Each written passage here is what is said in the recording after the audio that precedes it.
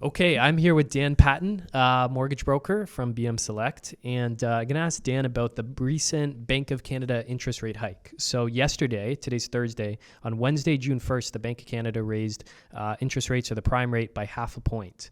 So what impact do you think this will have on the real estate market going forward? Well, I think that, with the increase we recently had of 0.5 point, and now this increase coming to prime rate of another 0.5 point, I think the market will, has already dictated what to expect. I think after the first hike, we've certainly seen a slow in the market in the sense that it's not as many multiple offers, right? The listing prices are having to be dropped. They're not holding back offers anymore as much as they used to be. These are all things that were very normal for the last couple of years, right? You weren't going into an offer without multiple offers or maybe holding back offers, but that's all changing. So I think this will definitely do what the intention is, which is to try to slow inflation, try to slow the housing market. I think people will continue to pull back. I think the market will cool. I think the forecast for the next, 6 months to a year will be, slower than what we're used to. Now, in saying that, that's not a bad thing. The market couldn't keep up with the inflation rate, with the cost of housing going up so much the last few years, not just the last 2 years, but if you go back all the way to 2017, it's been on an insane run. So, this is due. This is good for the market.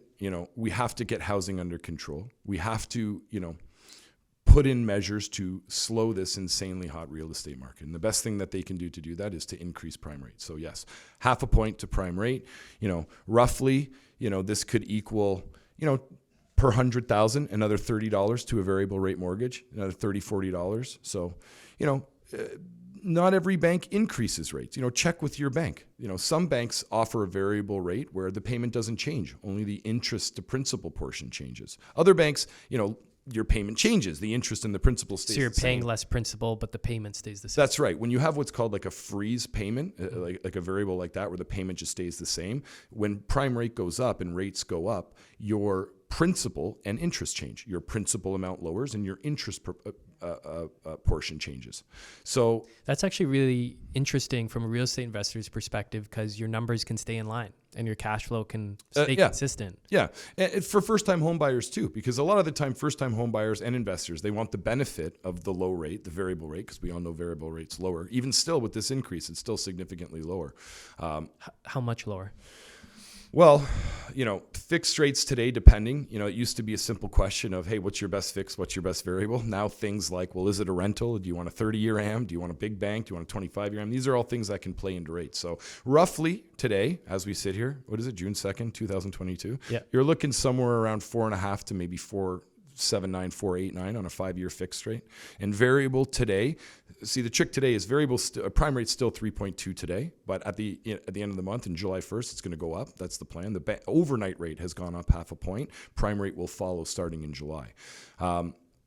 You're going to be like today, you can still get variables under 3%. So even with this increase, you might be sitting maybe 3.2, 3.3, something like that, certainly under 3.5% for most people. So still a great rate. I mean, that spread's, potentially still 1 to 1.5% between the variable and fixed. Will it continue to go up? That's the question. It's possible. I mean, my wife will say, I've been wrong before, I'll be wrong again. I think it probably will go up, but It's anyone's guess. I think maybe another 0.25 point by the end of the year, but we'll see. Yeah. I mean, that's still very cheap money. Well, that's the thing people don't, always realize. You have to remember, prior to COVID, prime rate sat at 3.95. Right? And then it dropped 1.5%. So it's not even back to the level where prime rate was prior to COVID. So you're right. When, real estate investing nowadays becomes a lot more about affordability, right? And whether or not you can afford these costs. With the rising price of investment properties, it's tough to make numbers cash flow nowadays, right? Unless you're buying like multifamily, duplex, triplex. But certainly in the GTA, if you're buying single family homes, it's tough to cash flow. So it just becomes more about affordability. It becomes more about the monthly payment. And that's usually what drives people towards the variable rate. It's the lower payment. So to go back to what you were originally saying, you're right. That's why that product where that payment doesn't change becomes more attractive to investors and first-time home buyers, because you get the benefit of the low rate without the fear that the payment's going to go up.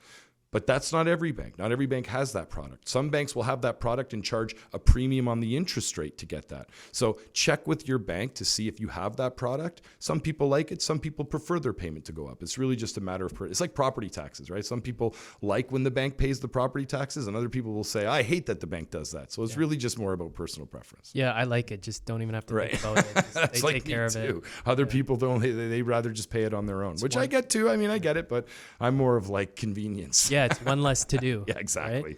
Right? Exactly. You mentioned some of the overall trends happening in the market right now, like multiple offers have cooled down and stuff. Are there other trends you're seeing? Like, are there conditions of financing happening again? Yeah, really good. I mean, for those who have been buying real estate in the last 5 years, they probably don't even know what a condition of financing is because you haven't been able to include one. But yeah, I mean, look, we're coming back to a more normal real estate market. And a normal real estate market has conditions in an offer. It has a condition of financing. It has potentially a home inspection condition. You know, there's things attached to the property.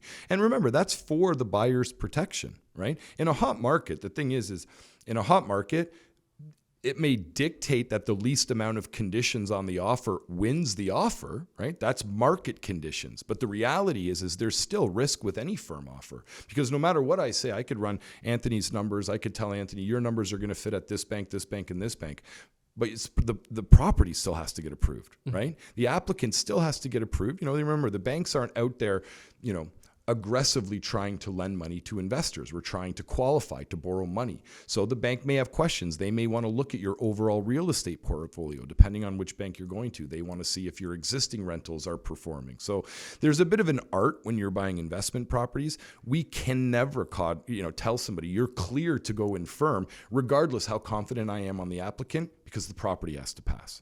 So now we're seeing more where, we're able to get that appraisal. And that becomes even more important in times like this, right? Because when people are putting in offers firm, one of the concerns is, well, the bank's going to order an appraisal. And what if that appraisal comes in a little bit lower? Well, in a hot market, little risk of the property coming in low. Why? Because the appraiser's mostly basing their appraisals on comparables. And in a hot market, there's lots of comparables. Everything's selling, right? Mm-hmm. So it's easy to find comparables. In a slower market, it's not as easy to find comparables. So your appraisal is a little bit more at risk in terms of value. Because if that appraisal comes in low, let's just say you're in firm at $800,000, and let's just say the appraisal goes out and the appraisal comes in at like $750,000.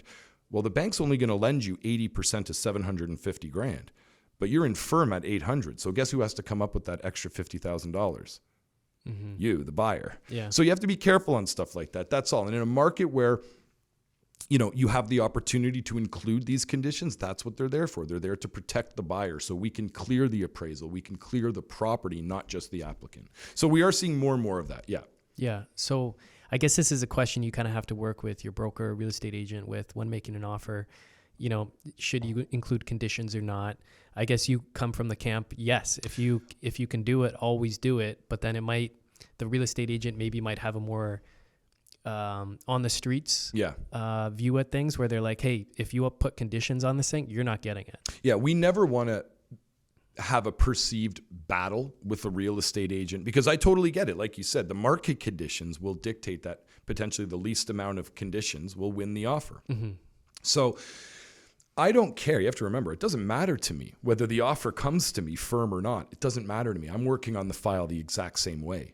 So the risk is on the client. The only thing I care about is that the client understands when you're going in firm, there's an element of risk. That's the key information. Whether or not they go in firm doesn't matter to me. In fact, if they want to go in firm, it's fine. It doesn't matter to me. But you got to understand the risk involved with the firm offer. There's certain things about the property you can't clear until the bank has had a chance to review the purchase agreement, appraisal, listing, things like that. Okay. So having some backup savings in case that appraisal does come in lower could be a good idea. Yeah, if you can make the difference.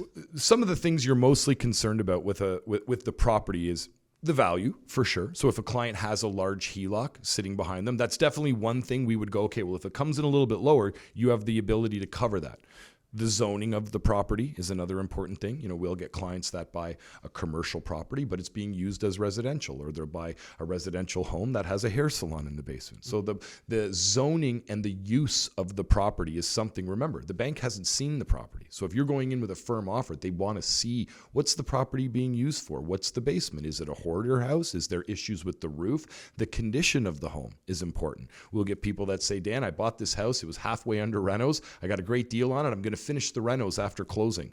Well, a bank wants that property like 98% complete. They're not going to lend on a property that's halfway through a gut.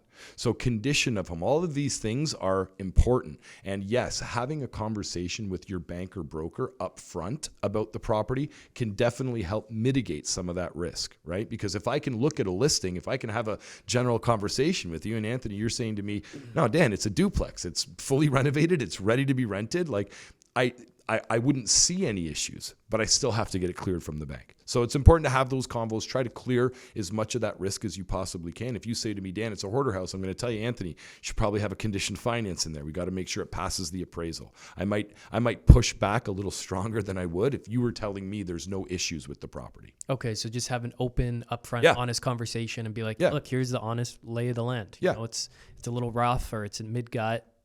Just so you can avoid those kind of traps? 100%. It's a conversation. Like I said, it's not to put, because what we want to be conscious of is I don't want a real estate agent, I don't want one of the great coaches out there saying, look, we may have to go in firm to get this offer. That's true. That's accurate advice from your coach or real estate agent. Yeah. You may have to go in firm to win this offer. I don't want to perceive like we're battling against that. I'm okay if you go in firm, but let's talk about some of the risk that might happen. Let's make sure we have backups for that. Okay. So do you have any other messages or words of advice you'd like to get out to investors or home purchasers right now with this recent interest rate increase? Maybe some more anticipated ones coming? Yeah, I think that, the idea is to slow inflation. I think that, the one thing you can't take away from economics is supply and demand. I think we have a shortage of supply, and I think we have a massive amount of demand.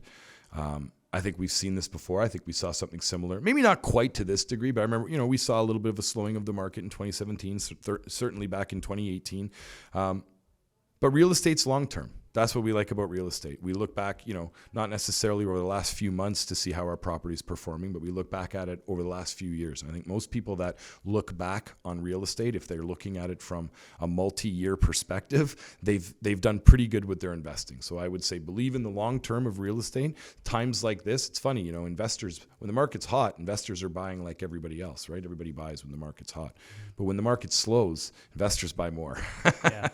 Right? It's opportunity is there. That's what I mean. To go back to the original thing, it's like, we haven't seen an opportunity to buy properties without multiple offers, without holdback offers, without conditions. It's been crazy. So this might be. I see this as a little opportunity. Yeah, right? Yeah, and I think a lot of people do. That doesn't mean be irresponsible, right? It just means this is a time to be strategic. We see a lot of investors reaccessing funds, getting available funds ready in case an opportunity presents itself. So before those were getting snatched up, an hour after being listed. Anything now you may have properties sitting for a bit. You may have properties mispriced. You never know. So relative to the past, at least 2 years throughout COVID, this could be a potentially good time to buy. Yeah. I would say so. I mean, rates are, like you said, relatively rates are still low. It's about affordability. So make sure you're running your numbers accurately. You have a good understanding of what the payments might be today, and maybe even another increase of 1%. Like, it's not a bad idea to overestimate to make sure your property is important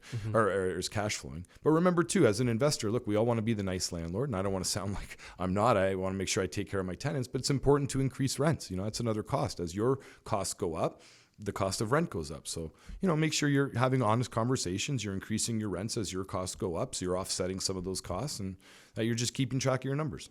That's a great point. How important is it to do that in order to keep qualifying for mortgages in the future? Well, it's a good question. I mean, the rent is something that the banks take in terms of income. So you're right. Look, not only does increasing rent, help offset some of the rising costs of carrying these properties, but it also does help you qualify for future. Just because it raises your income. Yeah, it raises your income. The banks are using depending on the bank, they're using a certain percentage of the rental income on each property you own. So the higher the rent, the higher income they're using, thus equals a higher pre-approval to go buy more properties. Mm-hmm. And the little 1-2% increases that you're allowed in Ontario don't seem like much, but they do compound and they do add up. That's why it's important to do it, every year. Mm-hmm. Yeah, there's a Rockstar coach earlier in our team meeting this week was actually talking about a Hamilton Mountain bungalow which today, like the bottom would rent for, I don't know, 17, maybe even up to 18. Yeah. And the top would rent for 24, 25, 26, like high numbers. And it's still being rented for $1,650. It was a rent to own that a Rockstar member had done like a decade ago, and they never increased rent. The rent to own never bought out, so they stayed there as long-term tenants. They never increased rent, and now it's $1,650. Yeah. And even if you wanted to sell that property and offload it, another investor won't want that because they're going to have to assume that tenant. Yeah, if the tenant's not willing to leave. Yeah. It's got to be another homeowner who's like, okay, I don't care, I'm moving in, so Yeah. it doesn't matter, right? Yeah. But okay, great, thanks, Dan. That's a great update. Yeah, and, amazing. yeah, I'd like to have you back. Anytime. Okay, cool, man. Thanks, buddy.